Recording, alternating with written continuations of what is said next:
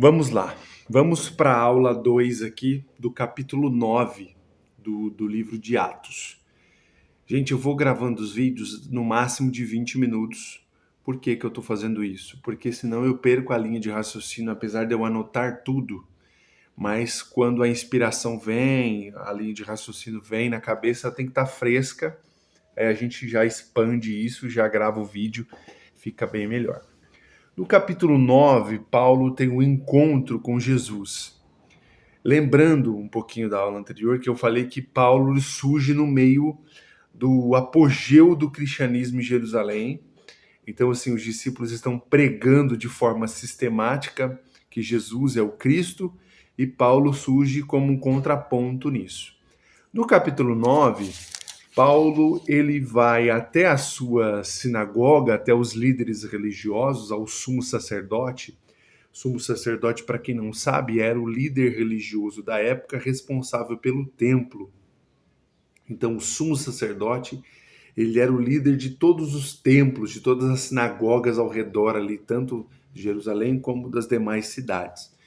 Então, ele tem essa atitude de ir até o sumo sacerdote, uma figura de autoridade, e dizer para eles que ele lhes dê carta para que ele vá até as sinagogas e prendam os cristãos e prendam e matem os rebeldes, os hereges, porque a palavra ali que os discípulos começaram a proclamar ali em Jerusalém, que confrontava o judaísmo, era a boa nova. Então, tipo assim, nós hoje temos a boa nova. Então, Paulo não admitia essa boa nova. Então, ele disse para o sumo sacerdote: me dê cartas para que eu viaje e vou até as sinagogas vizinhas, interpelando esses cristãos, interpelando esses novos crentes, e vou prendê-los e, se possível, vou matá-los, né?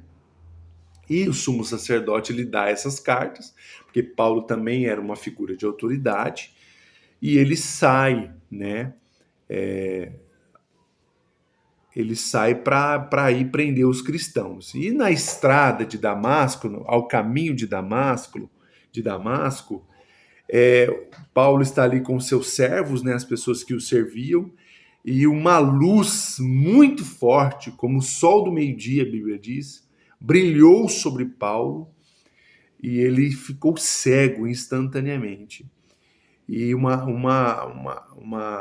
voz estrondosa, porque os discípulos de Paulo, os que o acompanhavam, não conseguiam ver nada, mas eles ouviam uma voz como de um estrondo, que dizia assim: Saulo, Saulo, por que me persegues?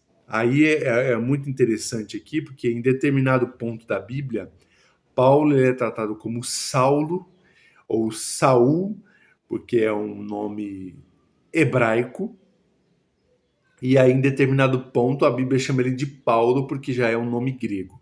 Não é que ele teve uma mudança de nome, mas é porque simplesmente ele mudou de região, então muda também se a pronúncia do nome da pessoa, né? É como se fosse Tiago em português e James no americano, entendeu? É a mesma coisa, muda-se a pronúncia. E aí essa voz essa voz estrondosa diz para ele: Saulo, Saulo, por que me persegues? Aí ele pergunta: quem és tu? Né? Quem é você? Aí a voz diz assim: eu sou Jesus a quem tu persegues. Então a primeira coisa que nós aprendemos aí, que o cristão, ele é a identidade de Cristo, porque em nenhum momento no texto diz que Paulo estava indo perseguir Jesus, mas que ele estava indo perseguir os cristãos, perseguir o povo da Boa Nova. Então, quando Jesus se identifica como sendo perseguido também. Perseguindo os meus discípulos, você também está me perseguindo. Então essa é a identidade do cristão. O cristão, ele não anda só. O cristão, ele não é cristão em si mesmo. Ele é cristão porque ele segue a Cristo e porque essa é a sua identidade Cristo é a sua identidade. E ele, como ele estava ali próximo, né, da cidade, ele entrou em Damasco, ele ficou ali 3 dias cego, e muitos teólogos acreditam, de acordo com os ensinos de Paulo, que ele ficou ali 3 dias ali aprendendo com o Senhor, recebendo do Senhor, sendo transformado pelo Senhor. E aí, em determinado momento, Deus visita Ananias, que era ali um discípulo, né, na cidade de Damasco, um discípulo de Jesus, e Deus diz para Ananias: olha, Ananias, levanta-te e vai e unge a Paulo, que está ali na rua direita, né? Procura a rua direita, chamada direita, que ele está lá na casa de Judas, e você vai ungí-lo, né? E Ananias, obviamente, sabendo da fama de Paulo, que ele era um perseguidor de cristão, que ele era perigoso, Ananias diz para o Senhor: mas Senhor, eu sei a fama dele, eu sei quem ele vai me matar, chega lá, vai me matar. E Deus diz assim para Ananias, olha, no versículo 15 do capítulo 9, Deus diz assim para Ananias: mas o Senhor insistiu, vai, porque este homem é para mim um instrumento de escol, preste atenção nessa palavra, escol, um instrumento de escol para levar o meu nome diante das nações pagãs, dos reis e dos israelitas. O chamado de Paulo é um chamado para fora de Jerusalém. Primeira coisa que Deus ressalta ali, ele levará o meu nome às nações. E eu procurei essa palavra escol. Essa palavra escol, ela significa o que é considerado melhor, o de maior qualidade. É tipo assim, aquela pessoa ali, ela é excelente, ela é significativa, ela é importante, ela é maravilhosa. Foi isso que Deus disse para Ananias a respeito de Paulo. Olha só como que isso é interessante, porque Paulo era assassino de cristãos, perseguidor da igreja, mas Deus, quando fala a respeito dele, tem ele em alta estima, né? Deus fala que ele é um instrumento de qualidade. Você vê que Deus nos conhece antes da fundação do mundo. Quando Cristo foi imolado no Calvário, ele foi imolado antes da fundação do mundo. Então, o perdão de Paulo, a sua regeneração, a sua ressignificação é anterior àquilo que ele pratica, né? Isso nos remete ao texto de Jeremias, em que Deus diz o seguinte: antes de estar no ventre da tua mãe, eu te conhecia. Antes de te formar, eu chamei você pelo seu nome. Então, muitas vezes, nós temos um padrão de pensamento a nosso respeito que não condiz com o padrão do pensamento de Deus. Então, você acha que eu sou isso, eu sou isso, eu sou isso, mas Deus diz que não.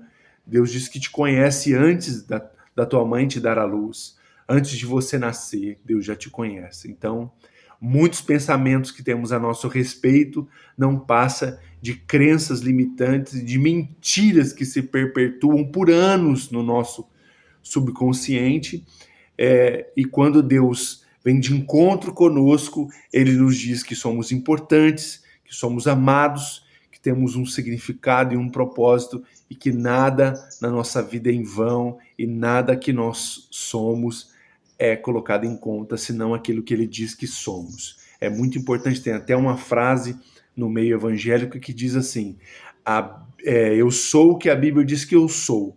Então, isso é muito importante a gente memorizar, que foi uma das coisas que Deus fez com Paulo naquele exato momento, que foi ressignificar quem ele era, ressignificar a sua essência, ressignificar o seu estado psicológico, o seu estado espiritual. Então, o momento e a circunstância que você está vivendo agora não determina não determina quem você é. O que eu estou vivendo agora, O que eu estou sentindo, o que eu estou passando, não determina quem eu sou. O que determina quem eu sou? O que a Bíblia diz que eu sou. O que Deus diz a meu respeito.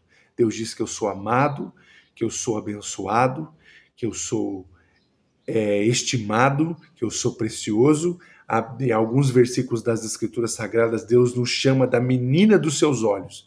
Para quem não sabe, a menina dos nossos olhos é essa parte aqui, ó, delicada do nosso globo ocular, que é a parte mais protegida ali do nosso olho, tem camadas e camadas ali de tecidos e de membranas protegendo a menina dos nossos olhos. Então Deus diz em determinados momentos das Escrituras que nós somos a menina dos seus olhos, quer dizer, nós somos protegidos, somos agraciados, somos amados em alta estima.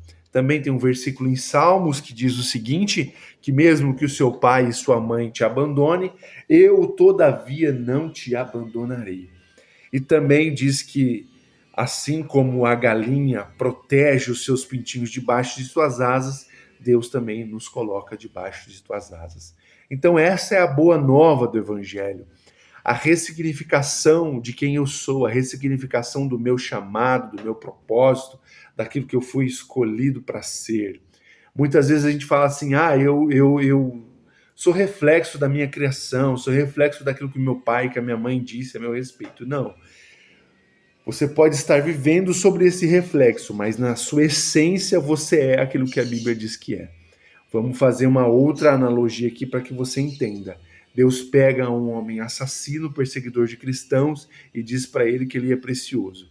Agora imagina você, quanto que você não é precioso, né? Pensa o quanto você é precioso, o quanto Deus tem autoestima por você.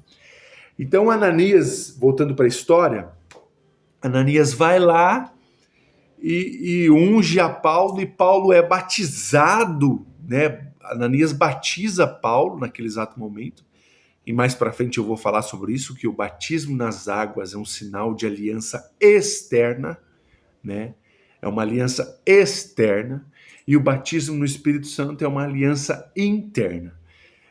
E Ananias batiza Paulo nas águas e também batiza Paulo no Espírito Santo. Então Paulo recebe o Espírito Santo. Recebe o Espírito Santo. E olha que coisa interessante, a partir do versículo 19, Paulo ele sai ali daquela casa em que ele está ali com o encontro com o Senhor, porque no momento em que Ananias põe as mãos sobre Paulo, os seus olhos se abrem e saem umas escamas dos seus olhos. Então Paulo volta a enxergar. E Paulo começa a pregar a Cristo. Paulo começa a pregar que Jesus Cristo que Jesus é o Cristo, que Jesus é o Messias prometido lá no judaísmo, lá em todas as profecias das Escrituras Sagradas, que Jesus é o Senhor, tal. Paulo começa a pregar.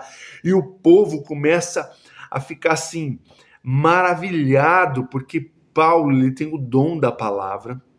Paulo fala de uma forma muito significativa e profunda da sua experiência e de que de que Jesus é o Cristo, e as pessoas falam assim, nossa, mas aquele não era Paulo, o perseguidor da igreja, aquele não era Paulo, o cara que matava os cristãos, olha só, ele está pregando o Cristo agora, ele está pregando Jesus. E os líderes religiosos da época não aceitaram essa conversão de Paulo, não aceitaram essa mudança de pensamento de Paulo, essa metanoia, né? A palavra metanoia é uma palavra grega que significa transformação. Paulo foi realmente transformado de um perseguidor de igreja e matador dos cristãos para um apóstolo de Cristo, né? Aquele que viu a Cristo, recebeu a Cristo como seu único e suficiente Salvador. Ele se torna um pregador das boas novas do Evangelho de Jesus, né? Para quem não sabe, Evangelho significa boa nova. Essa mensagem inspiradora, essa mensagem transformadora, Paulo agora ele é responsável também por esta mensagem. E os líderes religiosos da sua época não gostaram nada disso. ficaram temerosos porque Paulo ele arrastava as multidões e também intentaram matar Paulo, assim como ele fazia com os cristãos. Falaram, vamos fazer com ele também. Aí, numa madrugada, os discípulos ali se reuniram e desceram Paulo pela uma muralha para que ele pudesse fugir. Aí Paulo ele foi para, deixa eu ver aqui, Paulo ele foi para Jerusalém, e lá em Jerusalém ele também tentaram matar também ele em Jerusalém, e depois ele foi para Cesareia, e depois ele foi para Tarso. Aí Paulo começa suas viagens missionárias. Qual que é a mensagem central desta palavra em Atos dos Apóstolos, capítulo 9? A mensagem central é: todo o ser humano pode ser transformado pela mensagem do Evangelho de Jesus Cristo. Você pode ser a pior pessoa do mundo, você pode ser o pior ser humano na espécie, você pode ser transformado pela mensagem profética de Jesus, que Jesus veio salvar e buscar o que se havia perdido. A Bíblia diz lá em Romanos que todo aquele que invocar o nome do Senhor será salvo. Isso é muito importante. Deus ele não tem religião, Deus ele não tem barreiras ideológicas, ele tem uma mensagem. E a mensagem é: o Cordeiro de Deus foi imolado desde a fundação do mundo. Jesus Cristo foi morto em Jerusalém e ressuscitou para nos salvar, para nos resgatar, para nos ressignificar, para mostrar para nós que, independente da condição em que estamos, ele pode retirar o pecado de nós e pode simplesmente nos fazer novas criaturas. Essa é a mensagem central do capítulo 9 de Atos dos Apóstolos. Vou citar novamente N.T. Wright. N.T. Wright é um teólogo assim fantástico. História é sempre uma questão de tentar pensar com a mente de pessoas que pensam distintamente de nós. E história antiga, em particular, introduz-nos a algumas formas de pensamento bem diferentes das dos séculos 16 e do século 20. O que N.T. Wright está querendo dizer aqui, William? N.T. Wright está dizendo o seguinte, que a história ela tem a capacidade de trazer luz sobre o que estamos vivendo nesse exato momento presente. Então, essa é a mensagem que Paulo e que a Escritura está dizendo. Essa história traz luz sobre quem vocês são e sobre quem vocês vão ser no seu futuro, tá? Eu gostaria de passar isso. Qualquer dúvida vocês mandam aqui no grupo e nós vamos dialogando, nós vamos chegando a um entendimento comum. O próximo estudo vai ser mais mesmo sobre a figura histórica de Paulo, tá bom? Vamos orar? Senhor, nós te agradecemos por mais essa oportunidade de estarmos diante da tua presença, sermos iluminados pela tua palavra. Pedimos, Espírito Santo, que o Senhor nos convença do juízo, do pecado, da justiça e do juízo, e que possamos sermos inclinados ao arrependimento dos nossos pecados, mediante a palavra da boa nova de Jesus Cristo. Que ao estudarmos as Escrituras, não possamos somente ter conhecimento, mas ter vivência delas, e que a metanoia, que a transformação venha também sobre nós, sobre nossa mente, sobre o nosso entendimento, sobre nossas emoções, nossos pensamentos, sobre toda a nossa casa, sobre toda a nossa família, sobre nossas profissões, sobre tudo aquilo que nós exercemos. A transformação seja real para a honra e glória do teu nome. Amém. Amém? Até a próxima.